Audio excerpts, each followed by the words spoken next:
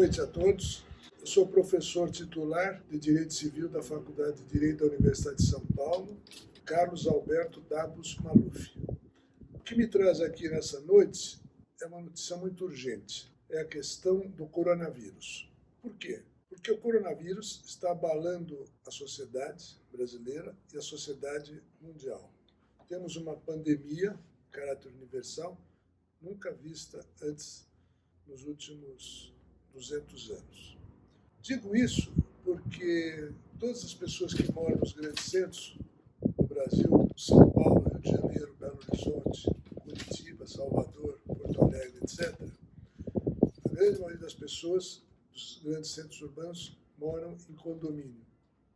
E o condomínio é uma fonte perene de demandas. E a grande preocupação hoje dos síndicos, subsíndicos e administradores é o contágio do coronavírus nos condomínios, principalmente nos grandes condomínios. Como proceder? Quando se trata de prédios pequenos, é mais fácil esse controle por parte do síndico e da administradora. Mas o mesmo não se dá de grandes prédios. Em São Paulo, por exemplo, temos condomínios com 7, 8 prédios de apartamentos, com mais de 500, 600 unidades. Tem um prédio no centro de São Paulo que chega a ter mais de 1.000 apartamentos. Isso é preocupante, porque às vezes ao simples apertar de um botão de um elevador, pode se contaminar com o coronavírus. E com isso poderá haver a contaminação de várias pessoas que podem morar nesses apartamentos. Então, o que fazer? O que pode ser feito hoje dentro dos condomínios e o que não pode ser feito? Em primeiro lugar, áreas comuns, áreas de piscina, áreas de quadras de tênis, áreas onde existam aparelhos de ginástica. Tudo isso hoje está proibido, porque a circulação de pessoas no contato mais próximo, a menos de metro e meio, um simples espirro, pode haver contaminação dessas pessoas, será um desastre total. Então tem que haver bom senso.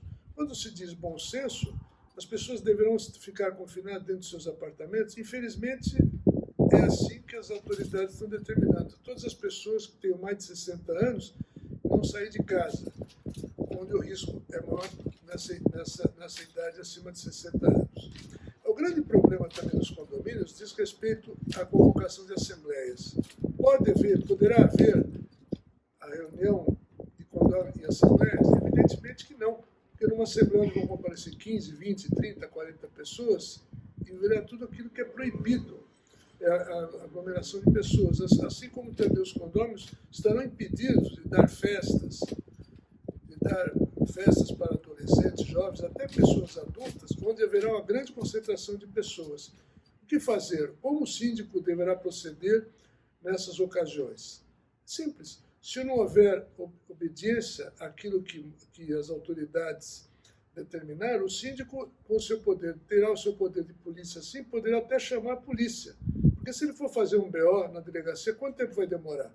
Então, como o efeito tem que ser imediato, ele chama a polícia e fala, está havendo uma festa no terceiro andar, no quarto andar, eles não estão obedecendo. Para cessar imediatamente essa reunião, essa festa, esse encontro. É evidente que, como eu disse no começo da minha exposição, tem que haver bom senso. Reunião de 2, 3, 4 pessoas seria permitido. O que não se pode permitir é festa com 50, 60 pessoas. Quanto à reunião de assembleias gerais ordinárias ou extraordinárias, o grande problema é o seguinte: se já houve a convocação por parte da administradora, ela terá que cancelar essa assembleia e marcar para uma nova data. Só que não se sabe quando essa assembleia vai poder se realizar. E aí temos um problema grave. Imagine os senhores se o mandato do síndico está para terminar nos próximos dias. O prédio vai ficar sem administração, porque o síndico, os bancos, só vão pagar com a assinatura do síndico se estiver o mandato dele em vigor pela Assembleia. O que fazer? Aí a coisa é um pouco mais complexa, mas tem que haver uma saída. E a saída que eu sugiro como professor de Direito Civil seria requerer ao juiz uma medida judicial, uma cautelar de antecipação de tutela, pedindo que seja prorrogado o mandato do síndico, que pelo Código Civil é de 2 anos. E poderá ser prorrogado, porque o síndico ele poderá ser reeleito quantas vezes os condôminos quiserem através da Assembleia de Condôminos, que é a Assembleia Soberana. Só que nesse regime de exceção que vivemos, cada um isolado na sua casa, como fazer essa reunião? O síndico ficará numa situação irregular? Como é que fica o prédio? Fica parado em relação aos bancos? Quem é que vai pagar as contas? Os funcionários? Então, tudo isso é muito grave. E essa questão poderá se prorrogar por 2 ou 3 meses, não se sabe. Então, tem que ter uma saída, e a saída seria judicial. Quer dizer, o síndico, que é o representante legal do condomínio, ele poderia requerer judicialmente para que o juiz de direito concedesse a liminar para que o síndico seja prorrogado no seu mandato por 2 ou 3 meses, até que seja feita nova eleição para a eleição do síndico ou a reeleição do próprio síndico que está na administração. Quanto à questão do uso das áreas comuns, por exemplo, a questão do uso de piscina. A questão é polêmica, porque a piscina geralmente ela tem cloro, e o cloro mata o vírus. Mas o grande problema não é a pessoa que vai entrar na água, é a pessoa que fica conversando, por exemplo, no bar da piscina, e ele pode estar contaminado, e com simples espirro ele pode contaminar os demais vizinhos.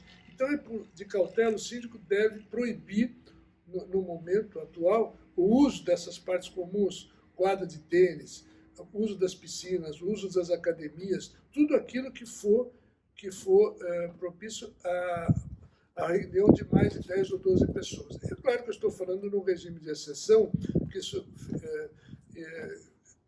nós temos esperança que isso não vai durar por mais do que 2 ou 3 meses. Mas não sabemos que o vírus, nós temos uma guerra invisível. É um vírus que ninguém sabe, o nosso inimigo é o vírus. Então não se sabe o que vai acontecer. Quanto à questão da contaminação nos elevadores, eu tenho lido muito a respeito dessa matéria, e o elevador é sim foco de contaminação. Então, deve-se evitar o quê? O elevador cheio. Se tiver 4, 5, 6 pessoas, não entre no elevador, aguarde. Quando for apertar o botão, não adianta colocar um pano ou qualquer coisa para imediatamente, se eu não tiver álcool gel, a pessoa chega em casa e imediatamente lave as mãos com água e sabão, que é profilático, isso tem que ser, o sabão é meio eficiente. Se eu não tiver álcool, sim. Se eu chegar em casa, deixo o sapato fora do apartamento para evitar a contaminação desses sapatos que a pessoa andou na rua o dia todo. Então, já falamos dos elevadores, das áreas comuns, da piscina. E a questão da garagem? Imagina os senhores um prédio onde tem 200 ou 300 apartamentos e com uns 500 ou 600 garagens. Então, a recomendação dos síndicos é que a pessoa, quando chega com o seu automóvel, imediatamente não fique conversando com outras pessoas nas garagens, porque também é foco de contaminação, principalmente se não deixa os motores dos automóveis ligados, por causa do monóxido de carbono. Todas essas medidas têm que ser adotadas, e é claro que as administradoras, grandes, pequenas e médias, devem mandar e-mails aos condôminos orientando-os de como deve proceder para aqueles que moram em condomínio. Eu digo em prédio de apartamentos, ou então em condomínios. E condomínios, às vezes, de casas assobradadas, que também não deverão também, essas casas assobradadas, seguir as regras gerais.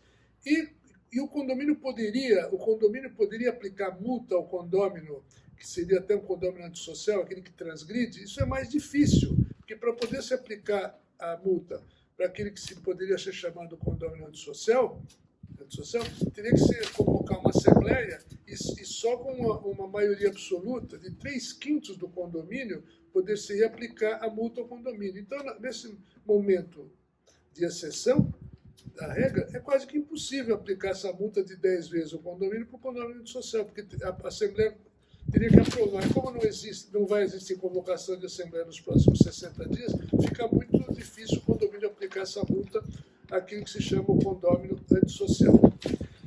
Então, já falamos dos elevadores, da piscina, da quadra de tênis, das garagens, de todas as áreas comuns, das coberturas.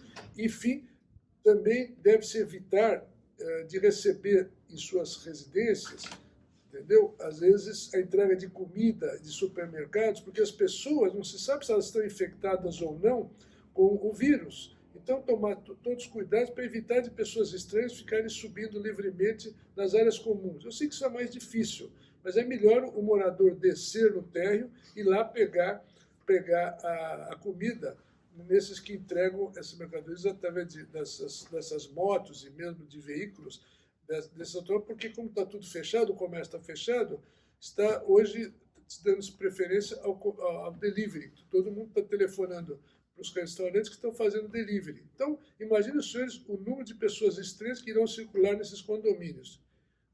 Repito a exaustão, eu estou me referindo sempre a condomínios grandes, muito grandes, mas pouco importa o tamanho do condomínio. Condomínio é condomínio. Então, o síndico, que é o responsável, hoje a responsabilidade dele aumentou, porque tudo que pode acontecer no condomínio poderá ter repercussão na pessoa do síndico. Então, ele deve zelar muito bem, e, claro, ficar dando ordens ao zelador, que é seu subordinado, e para que os condôminos todos obedeçam essas regras e não sejam desobedientes.